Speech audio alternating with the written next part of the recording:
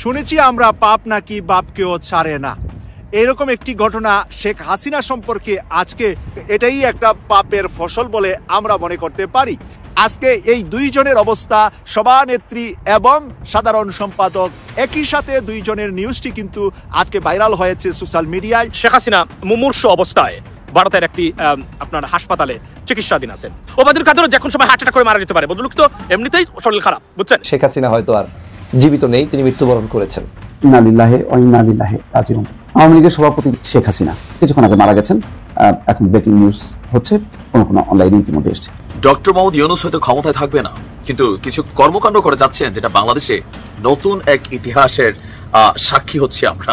1971 থেকে 2025 54 বছরের হিসাব নিকাশ আজকে পুরো জাতির জন্য একটা বিজয় দিন আমার কাছে মনে হয়েছে। কারণ টোটাল কৃতিত্বটা আমি মনে করি ডক্টর মোহাম্মদ ইউনূসের, এবং এই সরকারের যেটা প্রশংসা সেটা করতেই হবে। ডক্টর মোহাম্মদ ইউনূস বিরাট ঘটনা ঘটিয়ে দিয়ে বাংলাদেশের রাজনীতির দৃশ্যপট পাল্টে দিবেন। কঠিন ঘোষণা প্রফেসর ইউনূসের। মোদির সামনে বিপদ, যেমন দুইটা কেসে মোদি ইন্টারন্যাশনালি ফেসে যেতে পারেন। একটা হচ্ছে সামাজিক যোগাযোগ মাধ্যমে আবারও বোমা ফাটালেন হাসনাত আব্দুল্লাহ। এবার তিনি আরেকটা বোমা ফাটালেন, আর যখন এটা ডিপ স্টেট তখন খেলাটা অনেক গভীরে। তারপরে আমি প্রশ্ন রেখে যাচ্ছি, ফ্যাসিস্ট সরকারের 12-14 বছরের গড়া প্রশাসনের প্রতি কেন বিএনপি জামাতের কনফিডেন্স? ফ্যাসিস্ট সরকারের প্রশাসন দিয়ে যদি নির্বাচন হয় তাদের উপরে আস্থা কেন? তাহলে কি প্রশাসন কোনো পার্থক্য খুঁজে পায় না? বাংলাদেশের সঙ্গে বাণিজ্য যুদ্ধে জড়াতে চায় না ভারত। বাংলাদেশ ভারত থেকে বেশ কিছু পণ্য বাংলাদেশে প্রবেশের ব্যাপারে বাংলাদেশ নিষেধাজ্ঞা দিয়েছে, আর বাংলাদেশ পণ্য আমদানিতে নিষেধাজ্ঞা দিবে। আসসালামু আলাইকুম প্রিয় দর্শক শ্রোতা, নতুন একটা ভিডিওতে জানাচ্ছি আপনাদের স্বাগতম। এইমাত্র পাওয়া তাজা এবং গরম খবর। আজকের এই ভিডিওটি কেমন হতে চলেছে, কতটা গুরুত্বপূর্ণ, বিশেষ করে বর্তমান প্রেক্ষাপটের আলোচিত এবং সমালোচিত সকল খবর নিয়ে হাজির হয়েছে আজকের এই ভিডিওটি। আজকের ভিডিওটি সম্পূর্ণ দেখলে অনেক কিছু জানতে পারবেন এবং বুঝতে পারবেন। আমি আর বেশি কথা বাড়াবো না, সরাসরি আপনাদের বিস্তারিত ভিডিওতে নিয়ে যাবো। তার আগে আপনাদের কাছে ছোট একটা রিকোয়েস্ট করবো, যারা এরকম ভিডিও দেখতে পছন্দ করেন এই চ্যানেলটি সাবস্ক্রাইব করে পাশে থাকা বেল আইকনটি বাজিয়ে রাখবেন। ইতিমধ্যে যারা সাবস্ক্রাইব করে দিয়েছেন তাদের জানাচ্ছি অসংখ্য ধন্যবাদ। চলুন এই ভিডিওতে লাইক করে দিয়ে আমরা বিস্তারিত ভিডিওগুলো মোবাইলের স্ক্রিন থেকে ধারাবাহিকভাবে একের পর এক দেখে আসি। মোহাম্মদ ইউনূস হয়তো ক্ষমতায় থাকবে না, কিন্তু কিছু কর্মকাণ্ড করে যাচ্ছেন যেটা বাংলাদেশে নতুন এক ইতিহাসের সাক্ষী হচ্ছে আমরা। 1971 থেকে 2025 54 বছরের হিসাব নিকাশ স্বাধীনতা পূর্ব সময় বাংলাদেশ থেকে $4.2 বিলিয়ন সম্পদ তারা নিয়ে গিয়েছিল। এখনো বাংলাদেশে শত শত পাকিস্তানি আপনার এই দেশে বসবাস করছে, যারা পাকিস্তানে যেতে পারেনি স্বাধীনতার পর। এরকম নানান সমস্যা 1971 সালের 25 মার্চ থেকে 16 ডিসেম্বর গণহত্যা হয়েছিল বাংলাদেশে। এই সকল কিছুর জন্য পাকিস্তান কখনো ক্ষমা চায়নি, তবে সেই পাকিস্তান আজকে ক্ষমা চাইতে এবং কি স্বাধীনতা পূর্বে বাংলাদেশ থেকে যে সম্পদগুলো নিয়েছিল সেগুলোকে ফেরত দিতে রাজি হয়েছে। ভাবা যায় আজকে পুরো জাতির জন্য একটা বিজয় দিন আমার কাছে মনে হয়েছে। কারণ পাকিস্তান অবশেষে ঝুঁকছে। টোটাল কৃতিত্বটা আমি মনে করি ডক্টর মোহাম্মদ ইউনূসের, এবং এই সরকারের যেটা প্রশংসা সেটা করতেই হবে। আর পাকিস্তানও হঠাৎ করে কেন এগুলোতে রাজি হয়েছে সেটা একটু আলোচনার বিষয় আছে। আসুন দেখি মূল ঘটনা কি। স্বাধীনতা পূর্ব বাংলাদেশের সম্পদ ফেরত এবং গণহত্যার জন্য সাধারণ ক্ষমা চাওয়া নিয়ে আলোচনা করতে সম্মত হয়েছে আপনার পাকিস্তান। ঢাকা ইসলামাবাদ বিদ্যমান সম্পর্ককে এগিয়ে নিতে দুই দেশই এই মুহূর্তে একমত। আর আজকে একটা বৈঠকের শেষে আমাদের পররাষ্ট্র সচিব জসিমউদ্দিন তিনি তথ্য জানিয়ে বলছেন যে দুই দেশের সচিব পর্যায়ের মধ্যে আপনার আজকে একটা বৈঠক হয়েছে। ইভেন এই মুহূর্তে বাংলাদেশে পাকিস্তানের যিনি পররাষ্ট্র সচিব আমনা বালুচ তিনি তার নেতৃত্ব নিয়ে একটা দল নিয়ে এসেছেন বাংলাদেশ, এবং বাংলাদেশ সরকারের পক্ষ থেকেও সচিব পর্যায়ে বৈঠকটা হয়েছে। আমাদের পররাষ্ট্র সচিব বলছেন পাকিস্তানের কাছ থেকে স্বাধীনতা পূর্ব বাংলাদেশের সম্পদ হিসেবে $4.2 বিলিয়ন ফেরত চেয়েছে বাংলাদেশ। বিষয়টি নিয়ে আলোচনা এগিয়ে নিতে সম্মত হয়েছে ইসলামাবাদ, এবং বাংলাদেশে এখনো 3,25,000 আটকে পড়া পাকিস্তানি রয়েছে নাকি, তাদেরও নিজ দেশ পাকিস্তানের প্রত্যাবাসনের বিষয়টি নিয়েও আলোচনা হয়েছে দুই দেশের মধ্যে। এছাড়া বৈঠকে দুই দেশই অর্থনৈতিক ও বাণিজ্যিক সম্পর্ক এগিয়ে নেওয়ার ইচ্ছা ব্যক্ত করেছে। খুব শীঘ্রই পাকিস্তানের সাথে বাংলাদেশের সরাসরি ফ্লাইট চালু হবে। জাতীয় স্বার্থের বিষয়টি মাথায় রেখেই পাকিস্তানের সাথে স্বাভাবিক সম্পর্ক রাখার চেষ্টা করছে বাংলাদেশ। তবে তাদের দিক থেকে ঝোঁকার কোনো বিষয় নেই, মানে বাংলাদেশ ঝুঁকবে না। যদি ঝুঁকতে হয় পাকিস্তানকে ঝুঁকতে হবে। এই দেশের সাথে ব্যবসা বাণিজ্য করতে হলে পাকিস্তানকে সেই 1971 জন্য ক্ষমা চাইতে হবে, এবং বাংলাদেশের যে টাকা পয়সা তারা আগে লুটপাট করে নিয়ে গেছিল সেগুলো ফেরত দিতে হবে। গতকালকে আমরা আলোচনাটা শুনছিলাম যে আজকে বৈঠকের সময় এই দাবিগুলো উঠবে, দিন শেষে উঠেছে, এবং পাকিস্তানও বিষয়গুলো নিয়ে আলোচনা করছে এবং কি পজিটিভ ইঙ্গিত দিয়েছে। এই সময় ঢাকায় সফররত পাকিস্তানের পররাষ্ট্র সচিব আমনা বালুচ তিনি বলছেন বৈঠক শেষে যে ঢাকায় এসে তিনি খুশি এবং বৈঠকে যে আলোচনাগুলো হয়েছে এটা ফলপ্রসূ আলোচনা হয়েছে। বাংলাদেশের পক্ষে পররাষ্ট্র সচিব জসিমউদ্দিন এবং পাকিস্তানের হয়ে ঢাকা সফররত দেশটির পররাষ্ট্র সচিব আমনা বালুচ অংশ নেন। হোয়াট এ হিস্ট্রি, এগুলা ইতিহাস হয়ে থাকবে। পাকিস্তান এখন কেন চাইছে আসেন? বাংলাদেশ একটা র্যাপিডলি গ্রোথ ইকোনমিক্যাল কান্ট্রি। পাকিস্তানের তুলনায় বাংলাদেশের অর্থনীতি অনেক ভালো, জিডিপি ভালো। পাকিস্তানের তুলনায় বাংলাদেশের যে ব্যবসা বাণিজ্যের প্ল্যাটফর্ম, বৈশ্বিক যে কানেক্টিভিটি, সবকিছু অনেক ভালো। আর বাংলাদেশের সে বিশাল ব্যবসার মার্কেটটাকে ব্যবহার করছে ভারত এবং চীন। দীর্ঘদিন যাবৎ বৈরিতার কারণে, স্বাধীনতা যুদ্ধে পাকিস্তানের অবস্থানের কারণে বাংলাদেশ অনেক কিছু থেকে পাকিস্তানকে বঞ্চিত রাখছে। আর পাকিস্তানও বৈশ্বিক ব্যবসার যুগে তারাও চিন্তা করছে তাদের জাতীয় স্বার্থ মাথায় রেখা যে ঠিক আছে ফাইন, এই দেশটাতে আমরাও ব্যবসা বাণিজ্য করবো, তো আমরা এই করি। তারা তাদের স্বার্থে কিন্তু ঝুঁকার চিন্তা নিচ্ছে আমরা না। তবে এটা কখন আসবে, কখন ক্ষমাটা চাইবে, কখন আমাদের টাকাগুলো ফেরত দেবে, সেই সময়টার অপেক্ষায় আছি। আশা করি খুব শীঘ্রই এই কার্যক্রমগুলো বাস্তবায়ন হবে।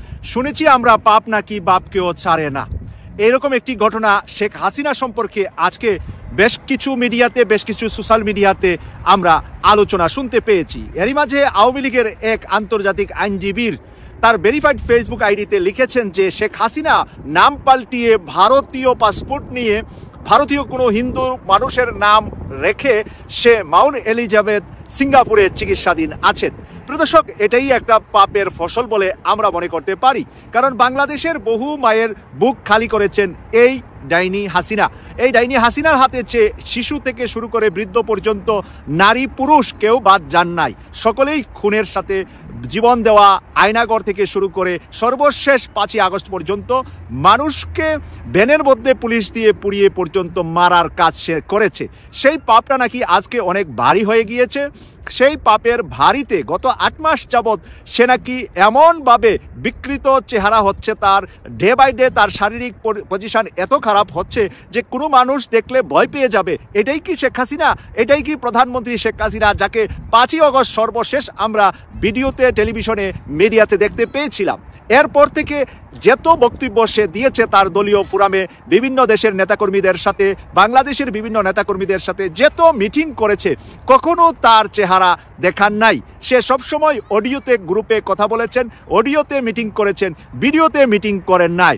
প্রিয় দর্শক, এটা এই জন্য প্রমাণিত হচ্ছে সে যে চরমভাবে অসুস্থ, চরমভাবে তার চেহারা এবং বডিতে বিকৃতির চেহারা ধারণ করেছে, সেটা যাতে মানুষ দেখতে না পায়, তার কর্মীরা যাতে করে ভয় না পায়, তার কর্মীরা যাতে দুর্বল না হয়, তার দল যাতে করে চাঙ্গা থাকে, সেই কারণে তার সিদ্ধান্ত মৃত্যুর এক মুহূর্ত পর্যন্ত সে মাঝে মাঝে অডিও কলে কথা বলে তার দলকে বাঁচিয়ে রাখা। প্রিয় দর্শক, সর্বশেষ একটা মানুষের জীবনের কি চাহিদা থাকে? চাহিদা থাকে 3.5 হাত মাটি যেন তার পছন্দের জায়গা, পছন্দের জমিতে হয়। প্রধানমন্ত্রী থাকা অবস্থায় তার অহংকার তো ছিল আকাশচুম্বী। আজকে হয়তোবা সে ভাবছে, সে চিন্তা করছে তার দল যদি চাঙ্গা থাকে, তার মৃত্যু সিঙ্গাপুরে হোক আর ভারতে হোক, তার লাশটা যেন বাংলাদেশে এসে টঙ্গিপাড়া তার বাবার কবরের পাশে দাফন হয়। ইতিহাসে যেন সে থেকে যা শেখ মুজিবের মেয়ে শেখ হাসিনা এবং তার দলীয় নেতাকর্মীরা যাতে করে তার কবরের কাছে যেতে পারে, ফুল দিতে পারে, বা যেই ধরনের ফাতেহা পাঠ করে বা যেই ধরনের কবর জিয়ারত করে তা যেন করতে পারে। এই জন্য তার দলকে বাঁচিয়ে রাখার জন্য সর্বাত্মক চেষ্টা সে করে যাচ্ছে।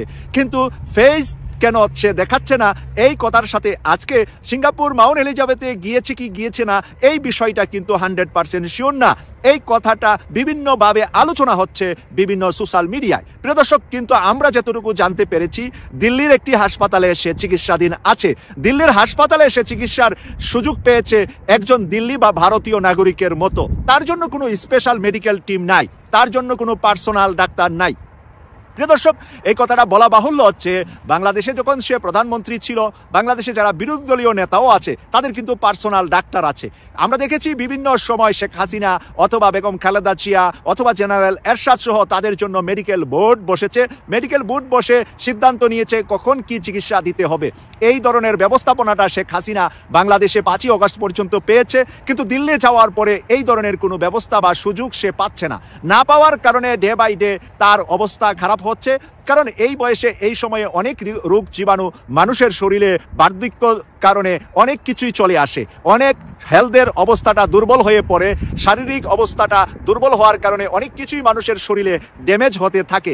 20 বছর বয়সে আপনি আমি যাচ্ছিলাম, 40-এ এসে তা নাই, 40-এর পরে 60 গেলে আবার তা থাকবে না, এর উপরে যত যাবে ততই মানুষের শরীরে বিভিন্ন ধরনের সমস্যা তৈরি হবে। কিন্তু শেখ হাসিনা সেই সুচিকিৎসা না পাওয়ার কারণে আজকে সে দুকে দুকে মরছে দিল্লির এই নরেন্দ্র মোদী দেওয়া এই বাসা বাড়িতে। প্রিয় দর্শক, এরই পাশাপাশি আরেকটি খবর আসছে কলকাতা থেকে। কলকাতাতে বর্তমান সময়ে আওয়ামী লীগের মহাসচিব সাধারণ সম্পাদক কাউয়া কাদের, যাকে উবাইদুল কাদেরের নামের পরিবর্তে মানুষ কাউয়া নাম দিয়েছিলেন, সেই কাদের অ্যাপোলো হাসপাতালে ভর্তি আছে কলকাতায়। কলকাতার অ্যাপোলো হাসপাতালে সে চিকিৎসাধীন আছে। ভারতে যাওয়ার পরে প্রথম দিকে সে ছাত্রলীগের সভাপতি সেক্রেটারিকে নিয়ে ভারতে গিয়েছে বলে এমন একটা সংবাদ আমরা পেয়েছিলাম। সেই ভারতে কলকাতাতে তার ফ্ল্যাট সব কিছু আমরা তথ্য পেয়েছি, কিন্তু সে কোনো জনসম্মুখে আসেন না, কোনো নেতাদের সাথে সাক্ষাৎ করেন না, কারোর সাথে কোনো মিটিং করেন না।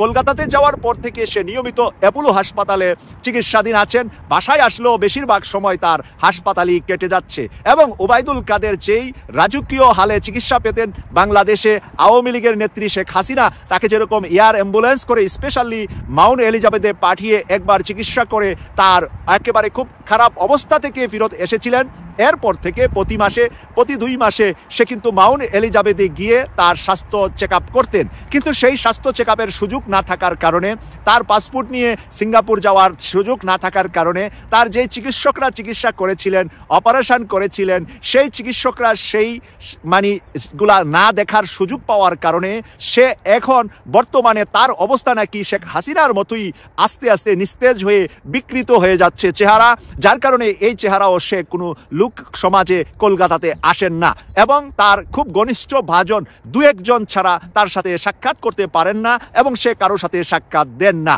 প্রিয় দর্শক, এই কারণেই বলছি শেখ হাসিনার পরে সবচাইতে বড় জালিম হিসাবে জুলুম করেছে মানুষের উপরে মানুষ বলে তাকে এই কাউয়া কাদেরকে। আজকে এই 2 জনের অবস্থা, সভানেত্রী এবং সাধারণ সম্পাদক, একই সাথে 2 জনের নিউজটি কিন্তু আজকে ভাইরাল হয়েছে সোশ্যাল মিডিয়ায়, বিভিন্ন মিডিয়াতে খবর পরিবেশন হয়েছে। পাকিস্তানের পররাষ্ট্র সচিব এখন বাংলাদেশে, আবার এই মাসেই শেষের দিকে আসছেন পাকিস্তানের পররাষ্ট্রমন্ত্রী। 2 দেশের মধ্যে সম্পর্কের এই যে অগ্রগতির একটি পরিস্থিতি তৈরি হয়েছে, সেই অবস্থায় খবর হচ্ছে বাংলাদেশের সঙ্গে বাণিজ্য যুদ্ধে জড়াতে চায় না ভারত। খুব সতর্কতার সাথে ভারত এগুচ্ছে, অর্থাৎ বাংলাদেশ কিছু পদক্ষেপ নিয়েছে। তারা ট্রান্সশিপমেন্ট বন্ধ করেছে। বাংলাদেশ ভারত থেকে বেশ কিছু পণ্য বাংলাদেশের প্রবেশের ব্যাপারে বাংলাদেশ নিষেধাজ্ঞা দিয়েছে। তার মানে ভারত নিষেধাজ্ঞা দিল, ট্রান্সশিপমেন্ট বন্ধ করলো, আর বাংলাদেশ পণ্য আমদানিতে নিষেধাজ্ঞা দিল। এই অবস্থার মধ্যে এটা নয়াদিল্লি একটা বার্তা দেখছে। কি বার্তা দেখছে? তারা মনে করছে সম্প্রতি পাকিস্তান এবং বাংলাদেশের মধ্যে একটা বাণিজ্য যে যোগাযোগ বা সম্পর্ক বাড়বে, আমদানি রপ্তানি বাড়বে। ইতিমধ্যে জানেন যে করাচি বন্দর থেকে সরাসরি জাহাজ চলে আসছে চট্টগ্রাম বন্দরে। তো পাকিস্তান এবং বাংলাদেশের মধ্যে দূরত্ব যাই হোক না কেন, এই যে দ্রুত বেগে যদি জাহাজ চলাচল শুরু করে আমদানি রপ্তানি বাণিজ্য, তাহলে কিন্তু বেকায়দায় পড়বে। অর্থাৎ এই বাণিজ্য সম্পর্ক ঘনিষ্ঠ হওয়ার মধ্য দিয়ে পাকিস্তান যে বাংলাদেশে ইন করবে, এইটা একটা সতর্ক বার্তা হিসেবে দেখছে ভারত। সেই কারণেই বাংলাদেশের সঙ্গে কোনো বাণিজ্য যুদ্ধে যেতে চায় না, এমন একটি খবর দিয়েছে ভারতের সংবাদ মাধ্যম টাইমস অফ ইন্ডিয়া। প্রতিবেদনে বলা হচ্ছে বাংলাদেশের পক্ষ থেকে ভারতের সঙ্গে স্থল সীমান্ত দিয়ে সুতা আমদানিতে নিষেধাজ্ঞা জারি করা হয়েছে। তবে স্থল সীমান্ত দিয়ে মানে জাহাজে করে আসতে হবে, অর্থাৎ স্থল সীমান্ত দিয়ে যে ফাঁকিবাজি কর্মকাণ্ড করা হতো, অল্প সুতার জায়গায় বিপুল পরিমাণ সুতা ঢুকাই দেওয়া হতো, যেটা পরীক্ষা নিরীক্ষা করা যেত না, সেইটা বন্ধ করার জন্য স্থলপথে সুতা আমদানি বন্ধ করে দিয়েছে। এতে ভারতীয় ব্যবসায়ীরা ক্ষতিগ্রস্ত হবে নিঃসন্দেহে। বাংলাদেশকে দেওয়া 2020 সালে ট্রান্সশিপমেন্ট সুবিধা প্রত্যাহার করা হয়েছে শুধু ভারতীয় বন্দর এবং বিমান বন্দরগুলো ভিড় কমানোর জন্য, এটা ভারত বলছে। ভারত স্পষ্টভাবে জানিয়েছে এই পদক্ষেপের ফলে বাংলাদেশ থেকে নেপাল ও ভুটানের উদ্দেশ্যে ভারতের ভূখণ্ড দিয়ে যে রপ্তানি চলে তা কোনোভাবেই প্রভাবিত হবে না। এবং সম্প্রতি যে ভারতের প্রধানমন্ত্রী নরেন্দ্র মোদী এবং বাংলাদেশ অন্তর্বর্তী সরকার ইউনূসের যে বৈঠক হয়েছে, সেই বৈঠকটা যে খুবই ফর্মাল ছিল, মানে খুব সৌহার্দ্যপূর্ণ ছিল সেটা বলা যাবে না। সেখানে বেশ কিছু পাল্টাপাল্টি কথাবার্তা হয়েছে, এতে সম্পর্ক খুব ভালো হবে তার ইঙ্গিত দেয় না। তারপরই দেখা গেল ট্রান্সশিপমেন্ট সুবিধাটা বন্ধ করা। এইসব অবস্থার মধ্যে ভারত বাংলাদেশের সঙ্গে বাণিজ্য যুদ্ধ জড়াতে চাচ্ছে না, সতর্কতার সাথে পরিস্থিতি বুঝে তারা পদক্ষেপ নেবে, এমনটাই খবর ভারতীয় গণমাধ্যম। দর্শক, বেনজির সাহেব বলে গেছিল যে প্রশাসন বলে পুলিশে 90% এখনো আওয়ামী লীগ, এবং জামাত ইসলাম বলি, বিএনপি বলি, তারা বারবার বলে আসছে ফ্যাসিস্ট সরকারের প্রশাসন এর পরিবর্তন করতে হবে। অর্থাৎ এই ফ্যাসিস্ট সরকার কিন্তু বিন্দু মাত্র পরিবর্তন হয় না, টোটাল প্রশাসন ঘিরে আছে সেই ফ্যাসিস্ট সরকারের প্রশাসনরা। তাহলে বিএনপি জানে যে 100% প্রশাসন এখনো আওয়ামী লীগের জিকির করতেছে, জামাত ইসলাম জানে প্রশাসন তাদের জিকির করতেছে এই ফ্যাসিস্ট সরকারের, এবং নির্বাচন কি ওভারনাইট একেবারে ফ্রি ফেয়ার ইনক্লুসিভ হয়ে যাবে এবং সেই নির্বাচন ইউনূস সরকার সাহেব দিবে, আবার প্রশাসন ইউনূস সাহেবের নিয়ন্ত্রণে, সেটা আমরা দেখছি না। সবকিছু মিলে একটা প্রশ্ন আমার কাছে মারাত্মকভাবে দানা বাঁধতেছে যে যেই প্রশাসন আওয়ামী লীগ ফ্যাসিস্ট সরকারের 100% প্রশাসন আওয়ামী লীগের, এবং যেটা বিএনপি, জামাত এবং সমস্ত দল রাজনৈতিকভাবে বিশ্বাস করে যে এই প্রশাসন টোটালটা আওয়ামী লীগের স্বৈরাচারের দোসর। এবং আমরা দেখতে পাচ্ছি ইতিমধ্যে বাংলাদেশের বড় মাপের ব্যক্তি প্রশাসনের মধ্যে যারা আছে বা রাষ্ট্রীয় বড় চাকরিতে আছেন, তারা পর্যন্ত ইনক্লুসিভ নির্বাচন চেয়েছেন, এবং ফ্যাসিস্ট সরকারের রাষ্ট্রপতি বহাল তবিয়তে আছে, সংবিধান সংস্কার এখনো চূড়ান্ত হয়নি। ঠিক এই অবস্থায় নির্বাচন দিলে, এই যেহেতু নির্বাচন কমিশনের কোনো প্রশাসন নাই, নির্বাচনের সময় এই টোটাল প্রশাসনটাই তাদের অধীনস্থ থাকবে। সেক্ষেত্রে ইনক্লুসিভ নির্বাচন হলে প্রশাসন কেন আওয়ামী লীগের পক্ষে যাবে না, কিংবা ইনক্লুসিভ নির্বাচন হলে কেন এই প্রশাসন একেবারে নিরপেক্ষ হবে? এই আস্থা কেন জামাত ইসলাম বলি বা বিএনপি বলি অন্যান্য রাজনৈতিক দলের আসলো? এটা আমার প্রশ্ন। কাজেই স্বৈরাচার সরকারের সেই প্রশাসন, যেই প্রশাসন 12-14 বছর যাবৎ এই দেশের মানুষকে নির্যাতন করেছে, ফ্যাসিস্ট সরকারের পক্ষে আয়না করে রেখেছে, গুম খুন সব করেছে, এবং তাকে পাশ করানোর জন্য একাগ্র চিত্তে কাজ করেছে, সেই প্রশাসনের উপরে, সেই প্রশাসনের অধীনে বিএনপি জামাত নির্বাচনে যেতে চাচ্ছে, এটার রহস্যটা কি? এটা আমার একটা প্রশ্ন। কেননা নির্বাচনে, আগামী নির্বাচনে কোনো সন্দেহ নাই বিএনপি জয়লাভ করবে। বিএনপি যদি জয়লাভ করে তাহলে দেখা যাবে যে বিএনপির বিজয় নিশ্চিত করবে যে প্রশাসন সঠিক কাজ করেছে। আর যদি কোনো ব্যত্যয় ঘটায়, ইনক্লুসিভ নির্বাচন হয়, সেক্ষেত্রে যদি জামাত, আওয়ামী লীগ তারাও নির্বাচনের মাঠে থাকে, তাইলে ফলাফল কেমন হবে আমি জানি না। কিন্তু ফলাফলটা যদি যতটুকু বিএনপির পক্ষে হওয়া উচিত সেটা যদি না হয়, তাহলে কোশ্চেন মার্ক আসবে। তারপরে আমি প্রশ্ন রেখে যাচ্ছি, ফ্যাসিস্ট সরকারের 12-14 বছরের গড়া প্রশাসনের প্রতি কেন বিএনপি জামাতের কনফিডেন্স যে নির্বাচন হইলে প্রশাসনিক ভাবে তাদের বিরুদ্ধে যাবে না, কিংবা নিরপেক্ষ থেকে তাদের পক্ষপাতিত্ব করবে? মানে আমার সোজা কথা হইল, ফ্যাসিস্ট সরকারের প্রশাসন দিয়ে যদি নির্বাচন হয় তাদের উপরে আস্থা কেন? তাহলে কি প্রশাসন কোনো পার্থক্য খুঁজে পায় না? যারা নির্বাচন চাচ্ছেন বা পতিত যারা হইছেন, তাদের ভিতরে কি প্রশাসন পার্থক্য খুঁজে পান না? নাকি পতিত সরকার এবং এখন যে রাজনৈতিক দল, যেগুলো বড় দল আছে যারা নির্বাচন বলতেছেন, নির্বাচন চাচ্ছেন, তারা কি একই কাতারের হচ্ছেন কিনা? এই প্রশ্নগুলা আমি রেখে গেলাম। কিন্তু আমি ব্যক্তিগতভাবে যদি মনে করি, আমি যে অতীত ইতিহাস বাংলাদেশের দেখেছি, তাতে যে নির্বাচন, তাতে এই প্রশাসনের উপরে বিশ্বাস করার কোনো কারণ নাই। তারপরেও যারা বিশ্বাস করবেন তারা নিশ্চয়ই প্রশাসনের কাছে, পতিত সরকার আর যারা আমরা বিশ্বাস করতেছে যে সমস্ত রাজনৈতিক দল, তাদের ভিতরে কি তাহলে কোনো পার্থক্য নেই? এই প্রশ্নটা আমি রেখে গেলাম। কেন ওয়াসিমের ছবি ড্রোন শোতে দেখায় নাই? ফারুকি দেখলাম মাপটাপ চাইতেছে। ফারুকির এই অভ্যাসটা ভালো, কিছু বার্তা দেয় না। এর আগেও পাঠ্য বইয়ে ওয়াসিমের নাম না থাকায় খুব খেপি ছিল ছাত্রদল। দেখেছেন না, মনে আছে না? ছাত্রদলরে বলি, ছোট ভাই হিসাবেই বলি, ওয়াসিম আমাদের প্রিয়, সব শহীদেরাই আমাদের প্রিয়। শহীদদের উপরে দখলদারি করতে নাই, এতে শহীদের অসম্মান হয়, অমর্যাদা হয়। এটা পরামর্শ দিই। আর এটা ইতিহাস বলি। 1990-এ আইকনিক শহীদ ছিল 2 জন, নূর হোসেন আর ডাক্তার মিলন। ডাক্তার মিলনের হত্যাকাণ্ডই এরশাদের পতনকে ত্বরান্বিত করে। উনি জাসদ করতেন, আমরা জানতাম। উনি বিএমএর নেতা, ডাক্তারদের নেতা, এটা সারা দেশে পরিচয় ছিল। ঢাকা মেডিকেল কলেজের টিচার ছিল। এখন এরশাদের পতনের পরে জাসদের মনে হইলো এটার পয়েন্ট নিতে হবে যে ডাক্তার মিলন জাসদ করতো। সারা দেশ পোস্টারে ভরায় দিল জাসদ নেতা ডাক্তার মিলন বলে। মানুষজন পছন্দ করলো না। উনি ডাক্তারদের নেতা, ঢাকা মেডিকেল কলেজের শিক্ষক, 90-এর শহীদ। এই পরিচয়টা ঢাকা দিতে চাইলো জাসদ পরিচয় দিয়া। কি ফল হইলো? নূর হোসেন যুবলীগের কর্মী ছিল, তার নাম সবাই জানে। ডাক্তার মিলনের নাম আজকে কয়জন জানে? এইভাবেই দলের স্বার্থ খাইয়া ফেলে শহীদের অমরত্বকে। ওয়াসিম শুধু না, সব শহীদের নামই টিকে থাকবে যদি ছাত্রদল আধিক্যতা না করে। শহীদদের মধ্যে শিবিরের ছেলে নাই? অবশ্যই আছে, ওরা তো আধিক্যতা করতেছে না। একমাত্র ওয়াসিমকে নিয়ে আধিক্যতা করতেছে ছাত্রদল। যখন মানুষ দেখবে যারা জোর করতেছে তো আমার উপরে, তখনই মানুষ মুখ ফিরায় নেবে। এভাবে হয় না আসলে। ওয়াসিমের নাম না আসলে কোথাও যেইভাবে ছাত্রদল ঝাঁপায় পড়তেছে তার উপরে, তাদের কিছু কথা বলতেই হয়। আপনাদের কি আদৌ কোনো নৈতিক অধিকার আছে কারো সমালোচনা করার ওয়াসিমের নাম না নেওয়ার জন্য? না, নাই, নাই। আপনাদের নৈতিক অধিকার নাই। আপনাদের দলেরও কোনো নৈতিক অধিকার নাই কারো সমালোচনা করার। জি ঠিকই শুনতেছেন, আপনাদের বিএনপির কারো নৈতিক অধিকার নাই কেন ওয়াসিমের নাম নেওয়া হইল না এটা বলার। প্রমাণ চান? এইটা সাহেব দেখেন তো 7ই আগস্ট 2024 তারেক রহমানের বক্তব্য, যেখানে শহীদের নাম উল্লেখ করতেছে, শুনেন।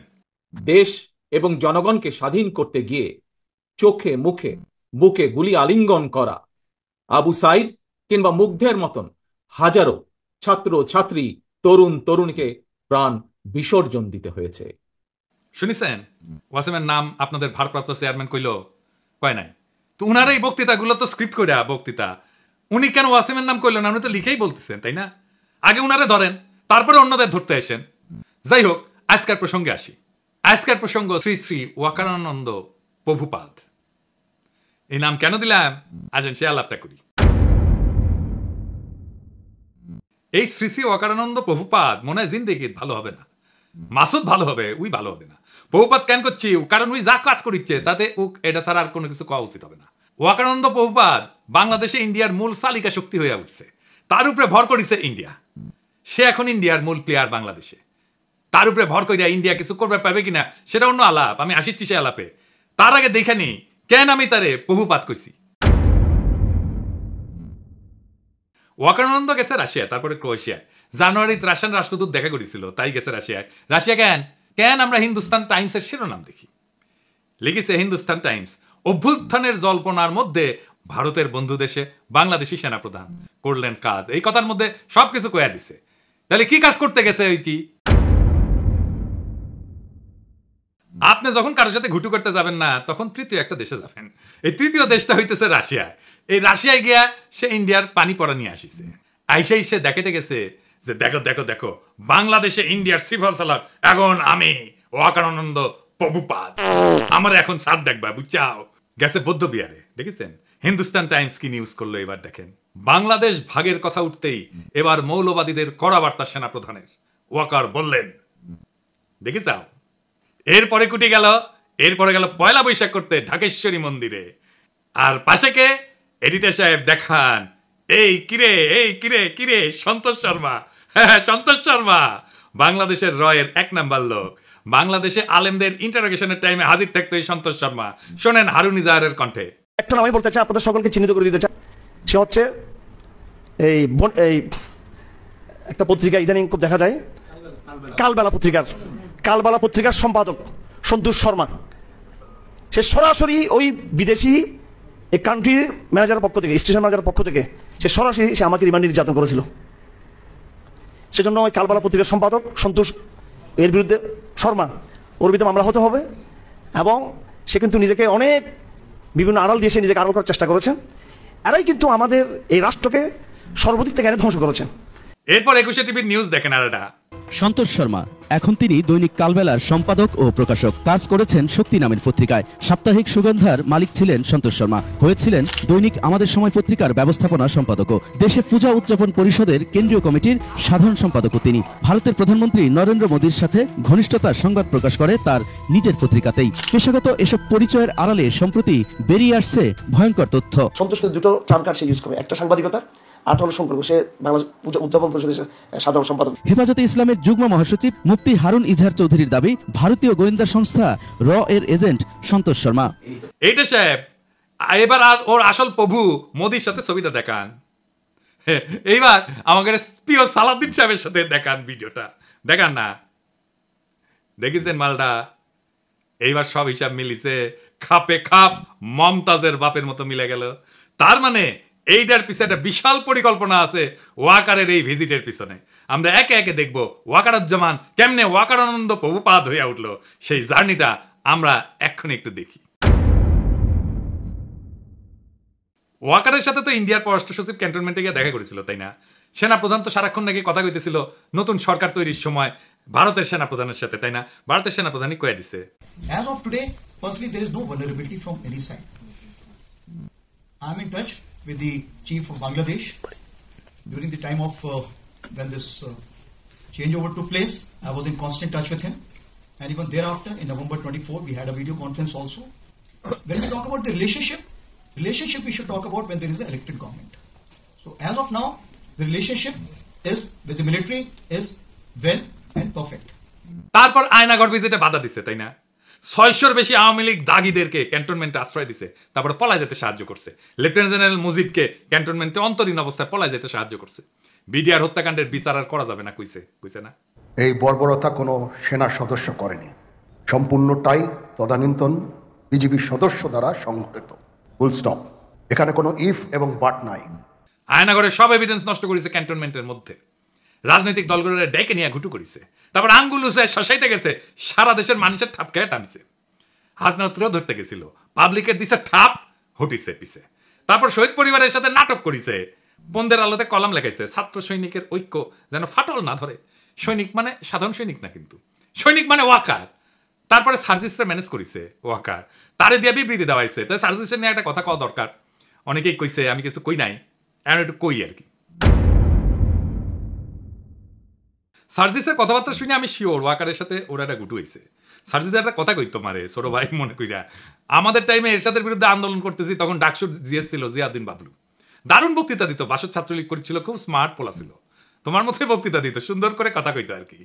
এরশাদের সাথে হাত মিলাইল, মন্ত্রী হইলে এরশাদের, মারা গেছে বেচারা, কিন্তু তার পলিটিক্যাল ক্যারিয়ার শেষ। ক্ষমতার সাথে কম্প্রোমাইজ করলে রাজনীতি থাকে না, রাজনীতি হইতেছে ক্ষমতার সাথে টক্কর দেওয়া। বাংলাদেশে খালেদা জিয়ার যে ইমেজ, এটা হয়েছে তার প্রিন্সিপালড পজিশনের জন্য। হাসিনার যে খাইস্টা ইমেজ, তা কম্প্রোমাইজের জন্য। জিয়াউদ্দিন বাবলু তো আমারও নেতা ছিল, আমি তো তখন মফস্বলের ছোট নেতা। আর জিয়াউদ্দিন বাবলুকে কেউ চিনে? ওই সময়ের কত নেতা আছে না, কত নেতা ছিল, তো আমার যেটুকু পরিচিতি হয়েছে সেটুকু পরিচিতি তো তাদের নাই। অথচ আমি তো তখন মফস্বলে কর্মী ছিলাম, তাই না? রাজনীতি একটা অনেক লম্বা পথ। এইখানে এই বয়সে কম্প্রোমাইজ করে ফেললে হয়তো এমপি হবা 2-1 বার, তারও বেশি হইতে পারো, মন্ত্রীও হয়তো হবা, তারপর জিয়াউদ্দিন বাবলু হয়ে যাবে। হাসনাত মন্ত্রী এমপি হইতে পারবে কিনা জানি না, কিন্তু বাংলাদেশের নেতা হবে, আগামীর বাংলাদেশের নেতা হবে, যদি তার ইমেজটা এইভাবে ধরে রাখতে পারে। মার্চ ফর গাজায় হাসনাত যে মিছিল করিচ্ছে না, ওর পাশের জায়গাটা তো তোমার হইতে পারতো সার্জিস, হয় নাই?